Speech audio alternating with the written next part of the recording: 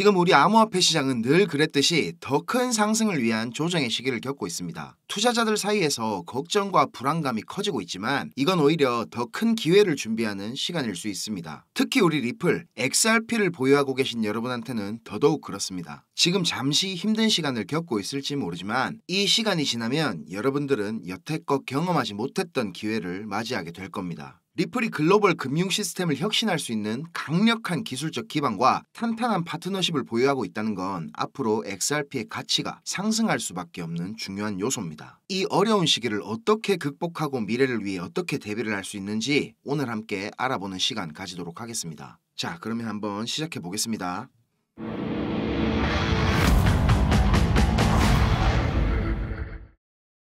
리플 얘기에 앞서서 먼저 제가 왜 이 조정이 기회라고 말씀을 드리냐면요. 지금 보시는 거는 비트코인 인덱스 차트인데요. 과거랑 지금 똑같은 프랙탈이 반복이 되고 있다면 지난 21년도 가격 고점 여기죠. 여기를 넘긴 지금이 정확하게 요 2017년도의 상황이랑 똑같이 보인다는 겁니다. 1176일의 기간 뒤에 새로운 신고점을 향해서 달리기 시작했는데 지금이 딱 그 시기라는 겁니다. 자, 밑에 여기 보시는 거는 보조지표 중에서 RSI라고 하는 건데 RSI 고점을 이은 추세선에 지금 한참 못 미치고 있는 걸 보면 아직 고점이 나오려면 많은 시간이 남았다는 걸 보여주고 있습니다. 자, 그리고 이 파란 거 보이시죠?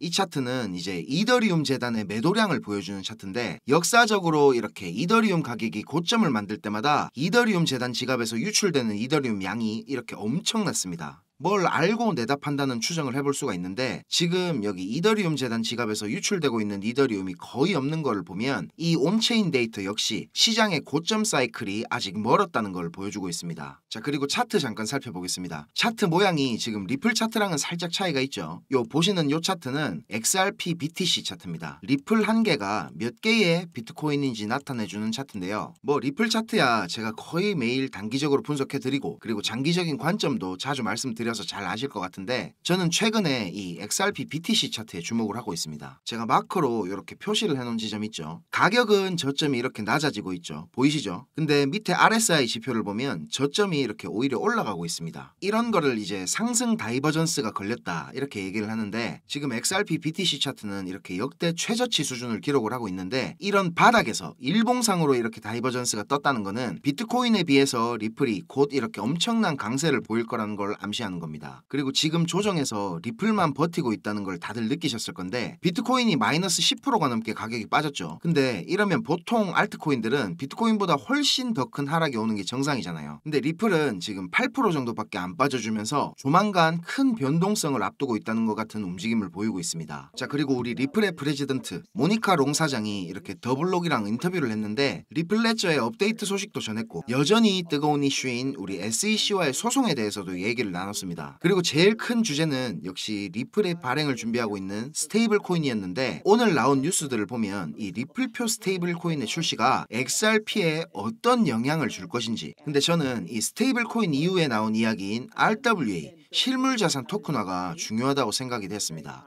우리 리플의 사업을 크게 두 가지로 분류할 수 있다고 그랬죠. 뭐였습니까? 하나는 이제 금융혁신이라고 불리고 있는 이 국경간 결제 시장이고 나머지 하나는 바로 RWA 실물자산 토큰화입니다. 리플이 스테이블 코인을 발행하는 진짜 이유를 아직 잘 모르는 사람들이 많습니다. 국경간 결제에 있어가지고 XRP의 가격 변동성 때문에 기존 금융권에서 이렇게 거부감을 가진다. 뭐 이거 반은 맞고 반은 틀린 얘기입니다. 물론 뭐 변동성이 있는 자산으로 결제를 한다는 게 분명히 은행들 입장에서는 리스크가 있습니다. 그런데 리플의 ODL 서비스를 정확하게 이해하고 있다면 이런 소리는 그냥 기우일 뿐이라는 걸 잘 아실 겁니다. 리플은 RWA 실물자산 토큰화 때문에 지금 스테이블 코인을 발행하려고 하는 겁니다. 자, 예를 들어서 이런 부동산이 하나 있다고 생각을 해봅시다. 이걸 이제 토큰화를 해가지고 블록체인에서 거래가 되게 한다고 생각해보세요. 만약에 이게 100만 달러 우리 돈으로 한 14억 정도 하는 부동산이라고 했을 때 이걸 XRP 레저에다가 토큰으로 만들어서 보관을 해야 됩니다. 여기서 이제 또 필요한 게 안전하게 보관을 할 수 있는 커스터디 서비스겠죠. 그래서 이제 메타코나 스탠다드 커스터디 같은 수탁 기업을 인수를 했습니다. 자, 이렇게 지금 부동산을 보관을 하고 있는데 이 토큰의 가치를 담보하는 자산이 만약에 XRP라면 XRP 가격이 오르면 뭐 전혀 문제가 없습니다. 근데 만약에 XRP 가격이 내린다면 좀 머리 아픈 상황이 생기겠죠. 이렇게 XRP가 적합하지 않은 부분들을 커버하기 위해서 스테이블 코인을 만드는 겁니다. 기존에 있던 이 USDT나 USDC 같이 가치가 정확하게 1달러에 고정되지 않는 애들은 리플이 발행한 미국 달러와 정확히 1대1 가치를 담보하는 스테이블 코인의 출시가 별로 뭐 반갑게 느껴지지는 않을 겁니다. 자기네들 밥그릇이 뺏기게 생겼으니까요 지금. 근데 사실 리플의 목적은 이 스테이블 코인 시장의 파이를 뺏어 오려는 게 아니고 더 큰 그림, 이 RWA 시장을 노리고 사업을 추진하고 있는 겁니다. 그래서 이렇게 갈링하우스가 우리 돈으로 거의 4,000조라는 수익을 올릴 수 있을 거라고 말을 하고 있는 겁니다. 스테이블 코인을 발행해가지고 수수료만 해서 어떻게 이렇게 4년 동안 4,000조를 법니까? 리플은 우리가 생각하는 것보다 훨씬 더 큰 그림을 그리고 있는 중입니다. 이 RWA 시장이 금융혁신의 새로운 방향으로 지금 주목이 되고 있는 상황인데 월스트리트 같은 기존의 레거시 금융권에서도 이 RWA라는 노다지를 그냥 뭐 두고 볼 수는 없겠죠. 지금 우리 크립토 시장에서 제일 큰 이슈는 뭐니뭐니 해도 역시 기록적으로 자금을 유입시키고 있는 비트코인 현물 ETF입니다. 이 중에서도 단연 시장의 이목은 블랙록의 ETF 상품인 IBIT에 집중이 돼 있습니다. 블랙록은 혼자서만 200억 달러 유입을 출시 144일 만에 달성했습니다.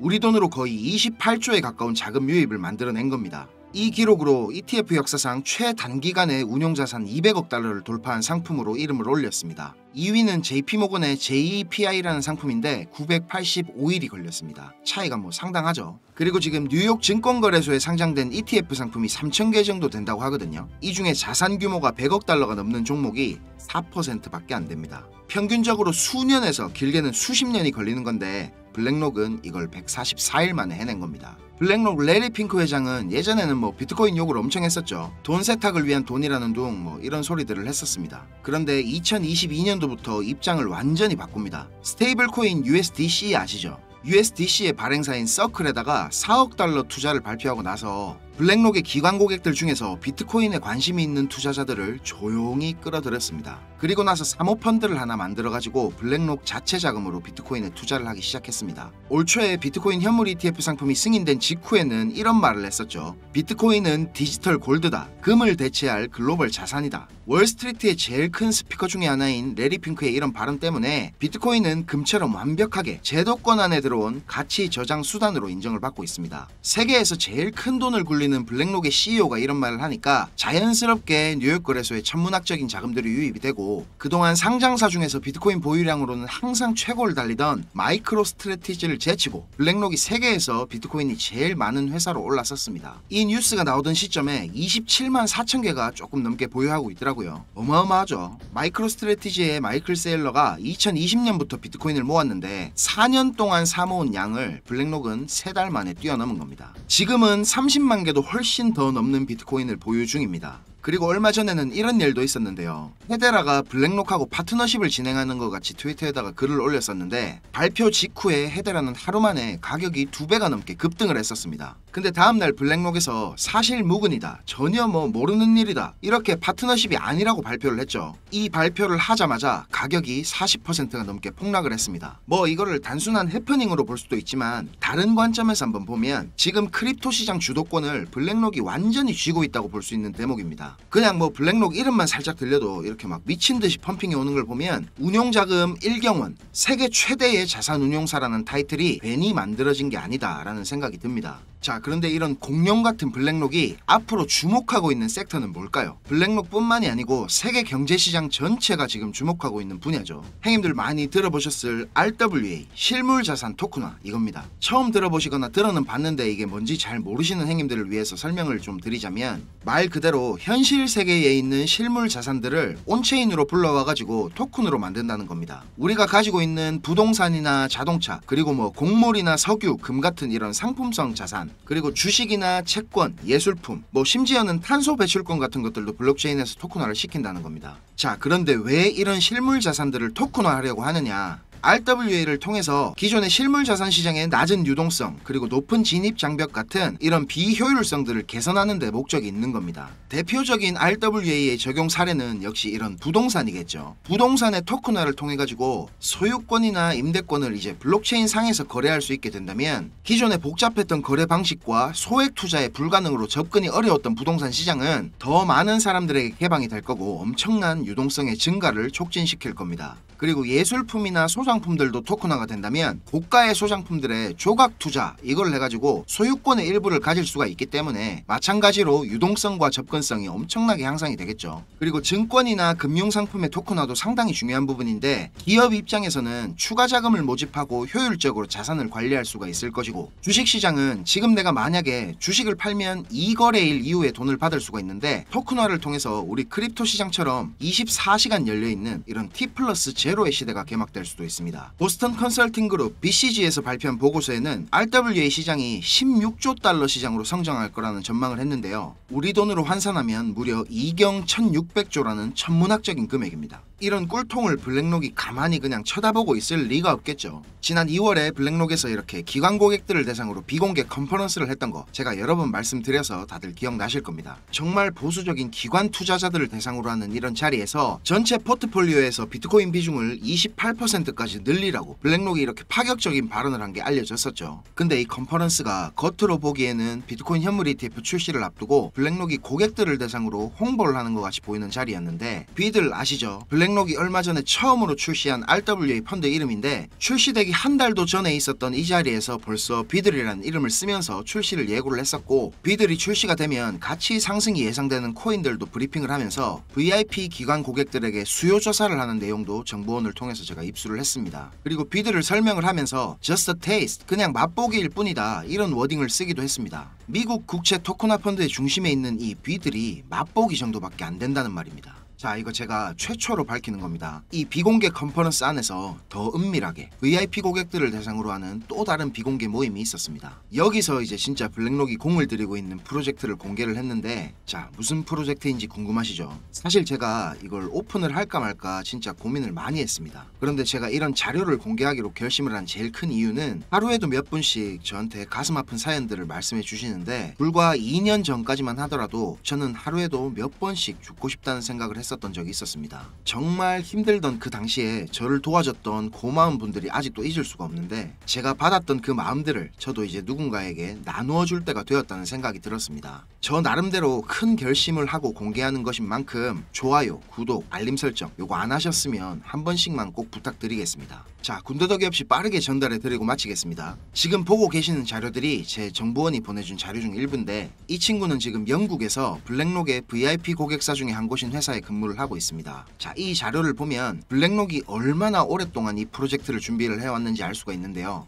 시장 상황과 더불어서 여러가지 기술적인 지표들도 정말 치밀하게 분석이 되어 있고, 예상되는 자금 조달 규모에 따른 수익률도 꼼꼼하게 정리가 되어 있습니다. 그리고 개인적으로 저는 이 부분을 보고 정말 놀랐는데요. 우리가 그동안 뭐 세력이 어쩌고 저쩌고 이야기를 자주 했었지만 사실 세력이라는 게 정말 실체가 있는지 없는지조차도 확인할 방법이 없었습니다. 그렇죠? 근데 이 자료를 보면 정확히 어떤 시점에 이렇게 덤핑을 시키고 얼마의 가격으로 얼마 동안 매집을 할지도 상세하게 플랜이 짜여 돌아가는 걸 볼 수가 있습니다. 개미들만 계속 손해를 보는 데는 다 이유가 있는 거였습니다. 자, 이제 제가 이게 어떤 코인인지 공개를 하겠습니다. 블랙록이 가격을 의도적으로 누르면서 이렇게 비밀리에 매집을 하고 있던 코인은 자, 바로 이 종목입니다. 업비트에서도 오래전부터 상장이 되어 있던 코인이고요. 저도 가끔 한 번씩 차트 살펴보던 종목인데 이게 왜 이렇게 안 갈까 이렇게 생각을 했었는데 다 이유가 있는 거였습니다. 이런 거를 이제 주식하는 사람들은 작전주 뭐 이래 부르죠. 사실 이런 코인들은 기술적인 분석이 의미가 없긴 하지만 기술적으로 봐도 지금 상승할 수 있는 근거들이 여러 가지가 보이고 있습니다. 좀 있으면 엄청난 폭등이 나올 수밖에 없는 상황으로 보이는데요. 저도 제가 이 자료를 받았을 때부터 지금 꾸준하게 모아가고 있습니다. 자, 제가 지금 이 종목을 모자이크를 해서 보여드리고 있는데요. 제가 이걸 지금 여기서 아무렇게나 공개를 하면 뭐 저는 상관없지만 제가 좋은 뜻으로 공유하는 이런 것들을 누군가는 악용을 해서 이걸 뭐 돈을 받고 판다든지 하면서 다른 사람들한테 피해를 입히는 행동을 할 수가 있다는 게 제일 큰 문제고요. 또 제 정보원의 신변이 노출될 수 있는 부분이기 때문에 제 나름대로 조심을 하면서 공유를 드리려고 합니다. 010-5528-2156